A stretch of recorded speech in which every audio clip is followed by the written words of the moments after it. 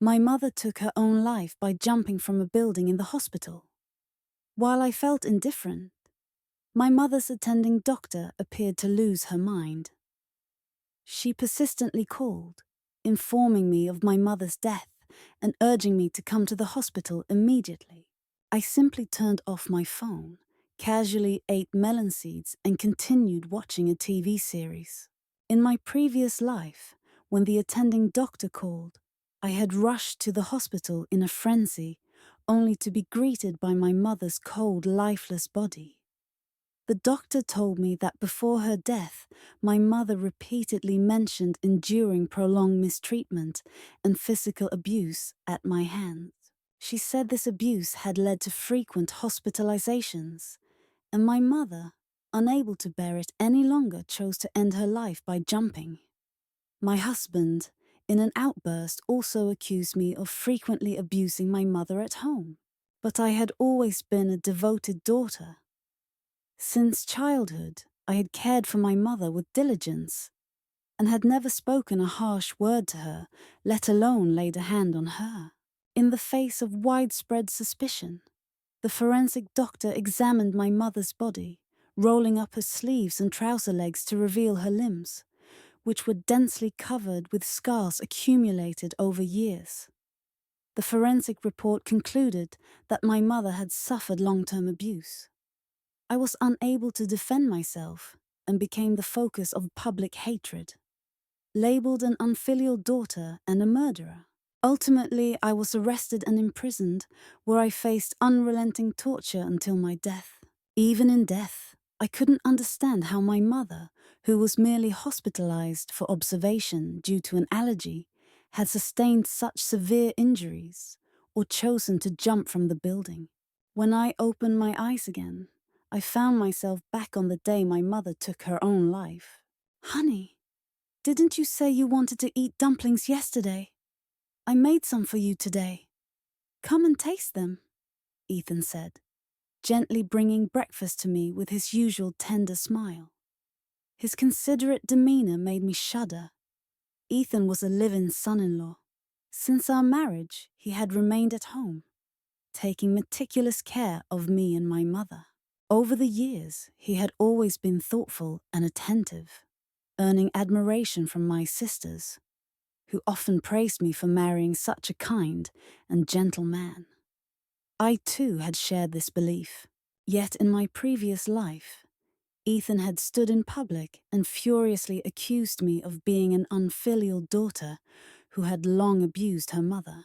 It was then I realized that this seemingly gentle and refined man harbored a darker side. "Honey, what are you staring at? Hurry and eat," Ethan said, waving his hand in front of me. Suppressing the anger and confusion in my heart, I sat at the dining table. Across from me, my mother was eating porridge. My eyes welled up as I looked at her. It was on this very day, after having her meal and going to the hospital, that she had jumped to her death. In my previous life, I had arrived at the hospital to find only her cold body. I had held her lifeless form and cried until I was drained of tears, only for the attending doctor to accuse me of acting. The doctor claimed that my mother's suicide stemmed from years of domestic violence inflicted by me. She further stated that my mother had personally admitted she would rather stay in the hospital daily than return home. While I was grappling with this, Ethan had rushed to the hospital. I had hoped he would defend me, but instead he glared at me and openly berated me.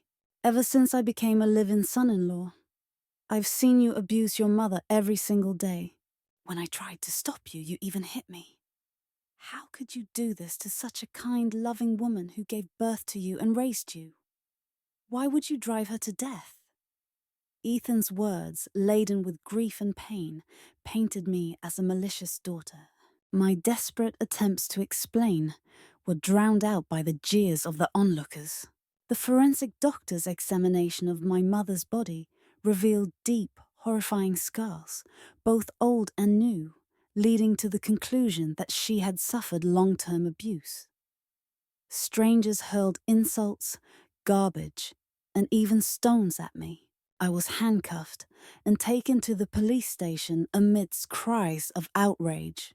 The media ran wild with the story, labeling me the devil daughter and the most ruthless, unfilial daughter. My mother was portrayed as the epitome of a pitiful elder, while I became a target of public hatred. Even in prison, I found no peace. In the end, I was tortured to death by enraged inmates. Throughout it all, I couldn't understand how my mother, someone I had cared for so diligently, could have ended up with such injuries, or why she would choose to jump from the hospital building. Now, with the vivid memories of my previous life haunting me, I resolved to uncover the truth in this one. After breakfast, Ethan mentioned that the doctor had scheduled a follow-up for my mother's allergy. He offered to take her to the hospital, as he had always done in the past, but I stopped them. "Mom, your sleeve is dirty. Let me wipe it for you," I said, leading her to the bathroom. Once inside, I quickly rolled up her sleeves and pant legs to check for any scars. My mother looked at me in confusion. "What are you doing?" she asked. "Just checking how serious your allergy is," I replied casually, though my full attention was on her limbs. There were no scars, new or old. Her skin was flawless, completely different from the scarred hands and feet I had seen in my previous life. What had changed? Why did her body later become covered in scars? Before I could make sense of it, Ethan knocked on the door. "Are you done? It's almost time for the appointment," he called out. Stepping out, I told him firmly, "I'll take Mum to the hospital today." A flash of surprise crossed Ethan's face, but he didn't question me. Smiling slightly, he said, "Sure then. Take care of her, honey."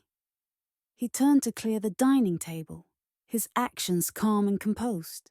On the drive to the hospital, I couldn't help but ask my mother, "Mom, how is Ethan treating you?" "Ethan is just like my own son. He treats me so well," she replied with a smile. Her tone was warm and content. I then asked, "And how do you feel about the way I treat you?"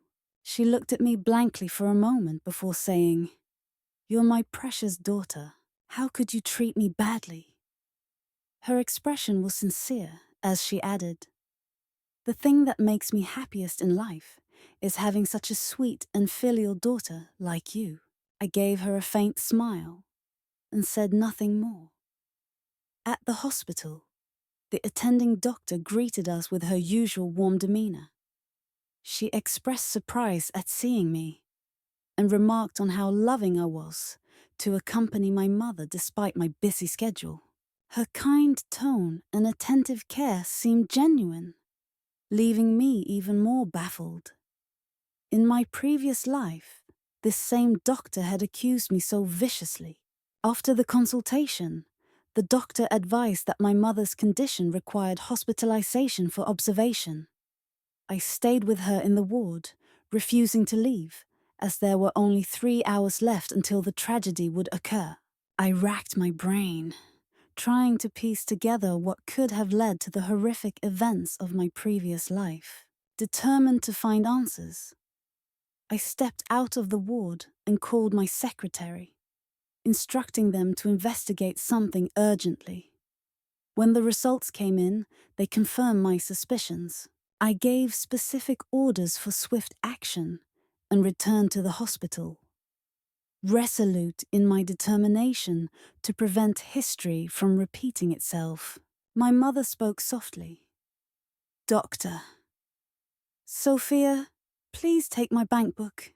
Let me stay here in the hospital. I'm too afraid to go home. My daughter beats me every single day. If I return, she'll kill me." Her tearful eyes glistened with fear and despair. Witnessing this, The attending doctor broke down, covering her face and crying uncontrollably. Meanwhile, the live broadcast room's popularity surged, flooded with comments expressing pity for my mother and scorn for me. The viewers lambasted me, labeling me a heartless daughter. Ethan was present as well, kneeling beside my mother's body and crying hysterically for the camera. After Grace's father passed away, he split his assets equally between her and her mother, he said. But Grace wasn't satisfied with only half, and resorted to beating her mother daily, trying everything to make her hand over her share. I married into this family, but Grace has always looked down on me for it. Whenever I tried to stop her abuse, she'd turn her anger on me and hit me too. Ethan rolled up his sleeves, revealing bruises on his arms as he continued. I've endured countless beatings trying to protect my mother-in-law. I even suggested a divorce, but Grace threatened to destroy my family if I left. She's ruthless and has ties to the criminal underworld. I couldn't fight her and didn't want my family involved, so I endured it all. But now she's crossed the line, driving her own mother to jump to her death. How could such a venomous woman exist? As in my previous life, Ethan painted me as a monster with vivid accusations. His grief-stricken demeanor deeply moved the audience, intensifying their outrage. How can such a despicable person exist? Someone commented. She's not human.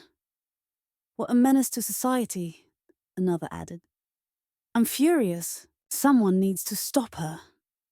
The tide of public condemnation surged, and many openly expressed their desire to see me punished.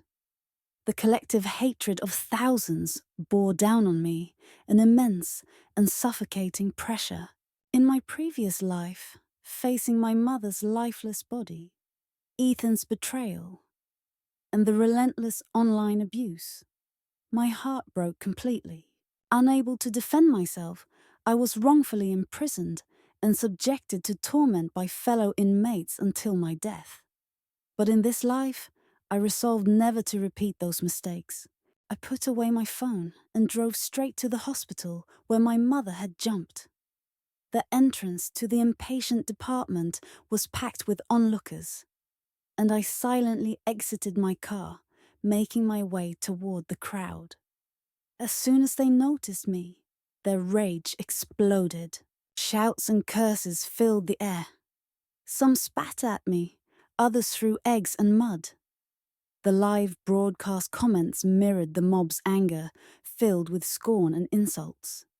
Yet instead of being rattled, I felt an odd sense of satisfaction. The stage was perfectly set for the truth to unfold. Ignoring the hostility, I walked straight to the site of the tragedy. Ethan, who had been vehemently condemning me on camera, became animated upon seeing me. Grace, what did you do to Mom to make her choose death over facing you at home? When you offered to accompany her to the hospital this morning, I thought you had changed. I believed you were repenting. But instead, you've gone further down a dark path and pushed her to her death. She's your mother. How could you be so heartless? Are you even human? Ethan wailed bitterly, his pain and anger appearing genuine. Though I had witnessed this performance in my previous life and prepared myself mentally for it, seeing the man I had shared a life with for years so cruelly plotting against me still stung deeply. Before I could respond, my mother's attending doctor rushed forward, her face flushed with righteous anger. Miss Grace, no matter how much you resented your mother, you shouldn't have driven her to her death. She's the one who gave you life and raised you. How could you treat her so cruelly? Is her kindness so insignificant to you? She scolded passionately. The doctor's indignation resonated with the crowd, earning her their praise. To me, however, It was absurd. Facing the two enraged individuals, I remained calm and said, "Have you two finished your performance?" My words left the crowd momentarily stunned. Ethan and the doctor exchanged a brief glance before Ethan frowned and said, "What do you mean by that? Mom is dead, and you're accusing us of acting. There are witnesses and evidence. Do you still plan to deny your crimes?" His words reignited the crowd's fury, and scornful gazes locked onto me. The live broadcast comments erupted once more with relentless insults. Refusing to engage further, I pulled out the evidence my secretary had gathered and displayed it for everyone, including the live broadcast viewers. It included intimate photos of Ethan and the attending doctor, their incriminating chat logs, and records of significant financial transfers from Ethan to the doctor. Coldly, I said, "You two have been having an affair for a long time, haven't you? And even her position at this hospital was arranged by you. In my previous life, I had been blinded by Ethan's feigned tenderness and never doubted him. Looking back now, many seemingly ordinary details revealed their true significance. For example, whenever my mother had minor ailments, Ethan would insist on taking her to this hospital, even for issues that could have been easily treated at home. He would arrange her hospitalization and spend the entire day there, returning home, looking exhausted but strangely satisfied. Because both he and the doctor behaved professionally, I had never suspected them. Now, it was evident they had been conspiring all along. The live broadcast camera zoomed in on Ethan's panicked expression. The audience's sentiment shifted abruptly. "Look at his face. He's clearly guilty," someone commented. "What a scumbag." "I didn't expect this," another added. The crowd's anger redirected toward Ethan. Straightening his posture, Ethan retorted defiantly, "So what if it's true? I was driven to this by her. She's a tyrant at home, always yelling and hitting me. I needed comfort, and I found it in someone kind. Is that a crime? But no matter what, it doesn't excuse her for forcing her mother to her death." The doctor added, "Exactly.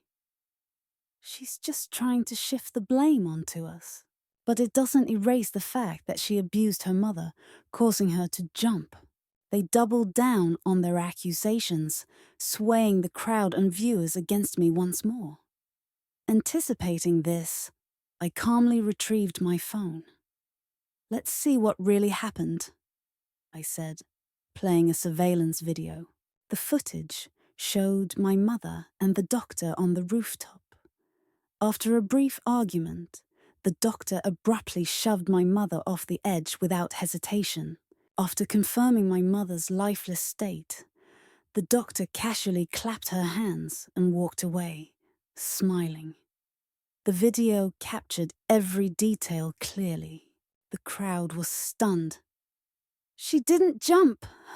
She was murdered," someone exclaimed. "This doctor is a monster," another added. The fury of the crowd turned against the doctor. Their eyes filled with rage. Panicking, the doctor stammered, How could this be? That video must be fake. There are no cameras on that rooftop." She had chosen a spot she believed was without surveillance. However, knowing what would happen from my previous life, I had instructed my secretary to secretly install a hidden camera there. I looked at her coldly and said, "This footage has already been submitted to the police. The truth will soon be revealed." The doctor's legs gave way, and she stumbled back. Ethan, desperate, pointed at me and shouted, "You knew this would happen." "You let it happen out of jealousy. No wonder you weren't sad when she died." The crowd wavered, their anger rekindling toward me. Dialing my phone, I instructed calmly. Bring the person here. As I carefully checked my mother's sleeve, I found her arm to be completely unmarked. Her skin was fair and smooth, without a single blemish or scar. Ethan's eyes widened in disbelief as he observed this. Not satisfied, he hurriedly rolled up her pant leg to examine further, only to find that her leg was similarly free of any old injuries or scars. How is this possible? Ethan stammered, visibly shaken. The surrounding crowd, just as astonished, began murmuring among themselves. Didn't they say she was constantly abused by her daughter? Someone asked incredulously. She looks better cared for than most of us. Her skin is even more radiant than ours. What on earth is going on here? Could it be that the accusations against her daughter are entirely fabricated? As confusion spread through the crowd, the attending doctor suddenly rushed to the body. She meticulously inspected the entire corpse, examining every visible part with great care. Finally, as though struck by lightning, her face went pale, and she whispered in a trembling voice, This is impossible. It can't be true." She repeated the words, her voice barely audible, before collapsing to her knees and clutching the body tightly, sobbing as if she had lost someone dear to her. Her sudden emotional breakdown only heightened the confusion among the onlookers. "What's going on? Why is the doctor acting like this? She's crying as if her own mother just died," one person remarked. "Isn't she the one who pushed this woman off the building? Why is she grieving now?" Another wondered aloud.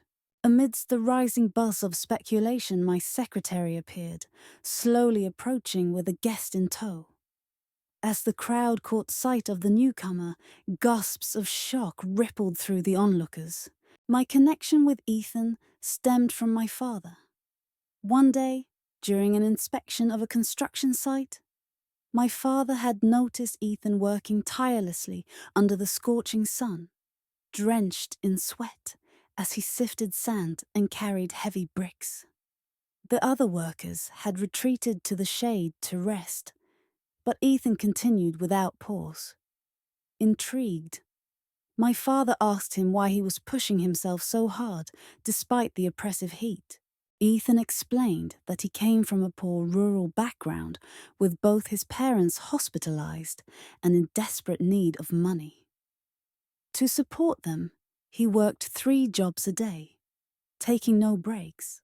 Impressed by Ethan's diligence and devotion, my father gave him a generous sum of money to cover his parents' medical expenses. He also offered Ethan a high-paying job as his personal driver, keeping him close. Over time, I encountered Ethan occasionally, though we were not particularly close. Our relationship took a significant turn after a tragic accident. One evening, Ethan was driving my parents to a wine party. During the journey, my mother experienced low blood sugar, prompting my father to ask Ethan to stop and buy candy. Ethan parked the car by the roadside and had just stepped out when a runaway truck collided with the vehicle, killing my father instantly and leaving my mother severely injured. My world fell apart. In the days that followed, I managed to organize my father's funeral in a haze of grief. I spent every moment at the hospital, crying inconsolably while caring for my injured mother. Ethan, perhaps sensing my resentment, silently stayed by my side, never leaving. He offered tissues when I cried, brought me hot water and medicine when I felt unwell, and remained a constant presence. When exhaustion overwhelmed me and I fell ill, Ethan carried me home, cared for me during the day, and returned to the hospital at night to look after my mother. Within days, his physical condition visibly deteriorated from overwork. Eventually, when I was ready to resume caring for my mother, Ethan brought her home from the hospital himself. Seeing her awake and recovering, I felt a flicker of hope for the first time since the accident. However, I had no idea that the true nightmare was only beginning. After her discharge, my mother's personality underwent a dramatic change.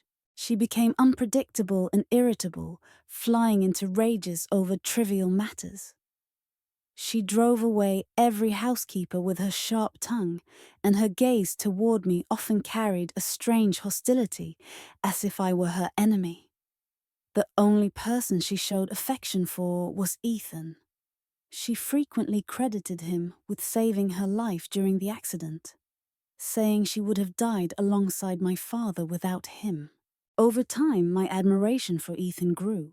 His unwavering care and support blossomed into mutual affection, culminating in our marriage. After the wedding, Ethan continued to treat me with kindness and patience, looking after both me and my mother with apparent devotion. I believed he was a blessing in my life, someone who brought hope and healing. But the truth was far darker. Through my secretary's investigation, I discovered that Ethan had a long-standing relationship with Sophia, the attending doctor treating my mother. Their affair had been ongoing for years, even before Ethan met me. The car accident that claimed my father's life had been orchestrated by Ethan and Sophia. Their goal: to replace my mother with Sophia's own mother. Sophia's mother, I learned, was my mother's twin sister, a fact I had never known. When my grandmother gave birth to twins, financial hardship forced her to give away one daughter. That daughter, my biological mother, grew up in a wealthy family and married my father, while Sophia's mother lived in poverty, consumed by envy. Over the years, Sophia and her mother plotted to infiltrate my family, targeting Ethan as their means to achieve this. Sophia seduced Ethan, gaining his loyalty, and together they staged the car accident. In the aftermath, Sophia's mother took my mother's place in the family, while my real mother was imprisoned in Sophia's home, subjected to years of abuse. Ethan and Sophia's mother used frequent hospital visits as a pretext to meet with Sophia, during which they tortured my biological mother. Over time, their cruelty escalated, culminating in today's staged suicide. Their plan was to kill my mother, frame me for the crime, and seize my family's wealth.